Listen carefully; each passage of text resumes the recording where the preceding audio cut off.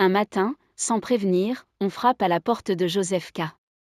Il est encore dans son lit quand deux hommes entrent, comme s'ils étaient chez eux. Ils ne crient pas. Ils ne menacent pas. Ils annoncent simplement quelque chose d'absurde, presque irréel. Il est en état d'arrestation. Mais il peut continuer à vivre normalement. Rien n'est clair. Rien n'est expliqué. Et pourtant, tout commence ici. Car ce moment, banal en apparence, va lentement engloutir sa vie entière, sans qu'il comprenne jamais pourquoi. Bienvenue sur Plume Courte.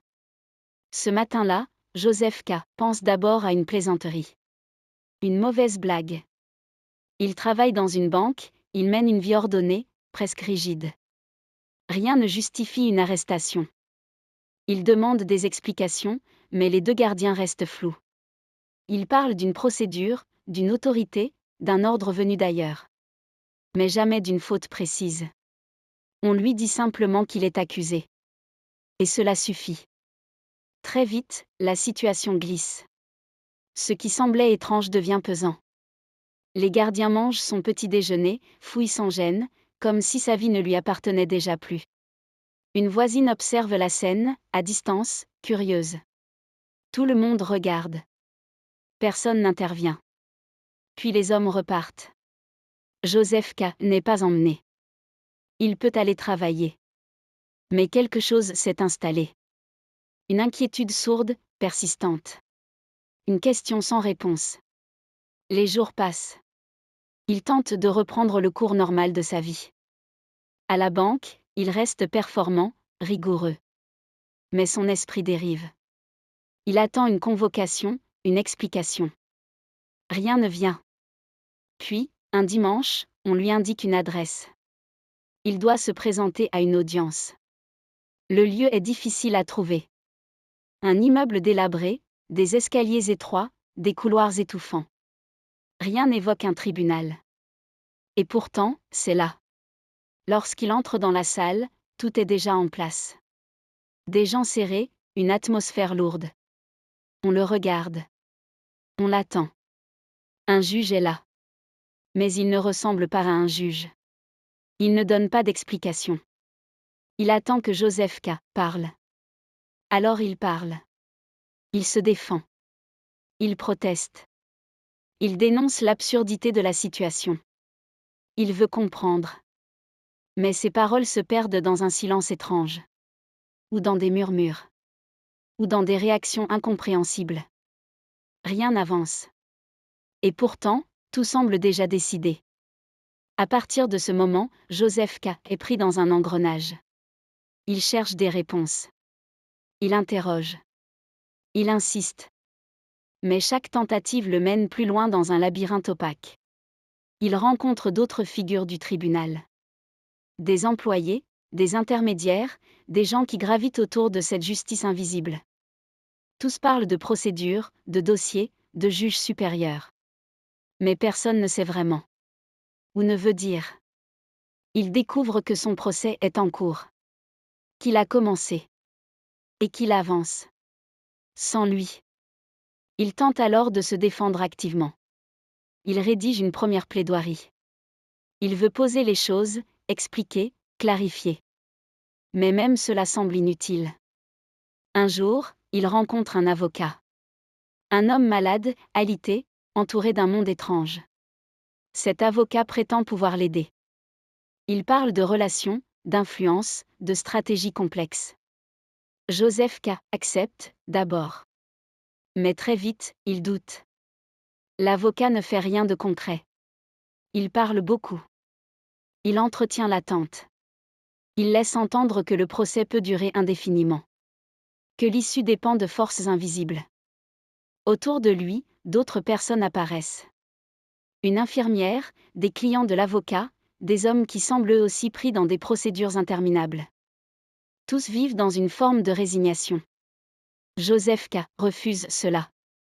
Il veut agir. Il veut reprendre le contrôle. Alors il décide de se débarrasser de l'avocat. Mais cela ne change rien. Le procès continue. Partout, il commence à voir des signes du tribunal.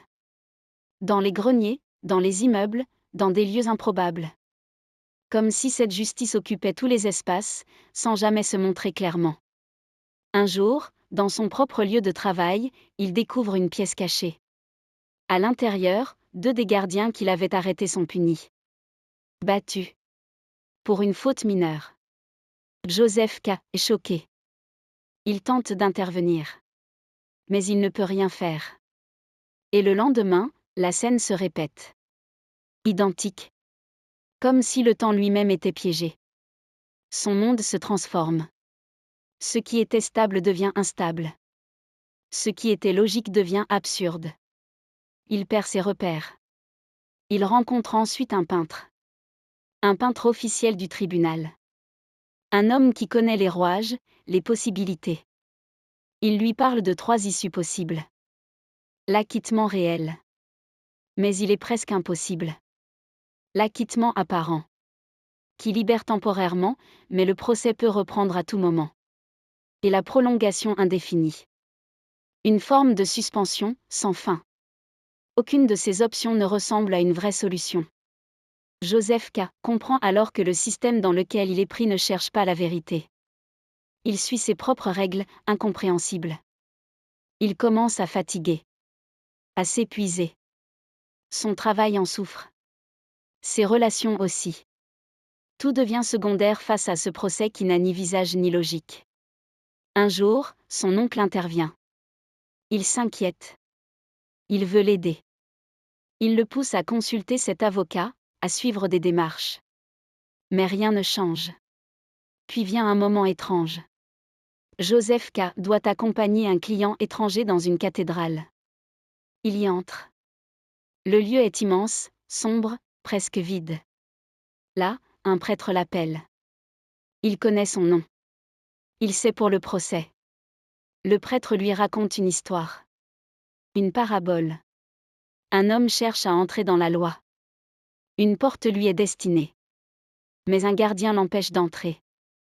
Il attend toute sa vie. Il pose des questions. Il supplie.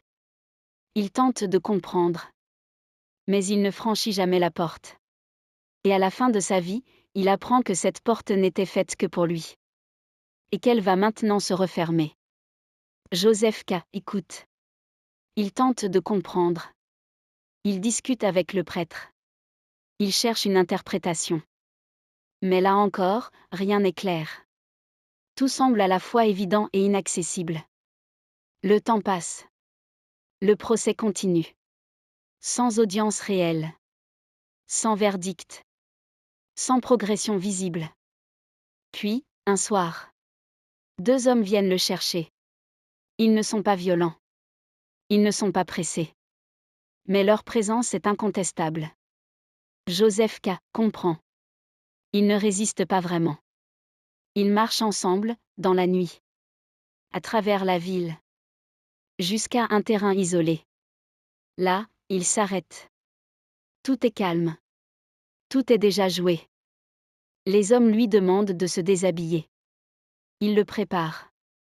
Comme pour une exécution ordinaire. Joseph K. regarde autour de lui. Il cherche une issue. Un regard. Une aide. Rien. Il pense qu'il devrait résister. Qu'il devrait crier. Se défendre. Mais il ne le fait pas. Alors, l'un des hommes prend un couteau. Et, dans un geste simple, presque banal, il met fin à sa vie. Sans explication. Sans jugement. Sans réponse. Et, dans un dernier instant, Joseph K. ressent quelque chose d'étrange. Comme une honte. Comme si, jusqu'au bout, il n'avait pas su comprendre. Comme si le procès ne s'était jamais vraiment terminé. Comme si, finalement, il avait été condamné bien avant de connaître sa faute. Et la nuit retombe. Silencieuse. Comme si rien ne s'était jamais passé.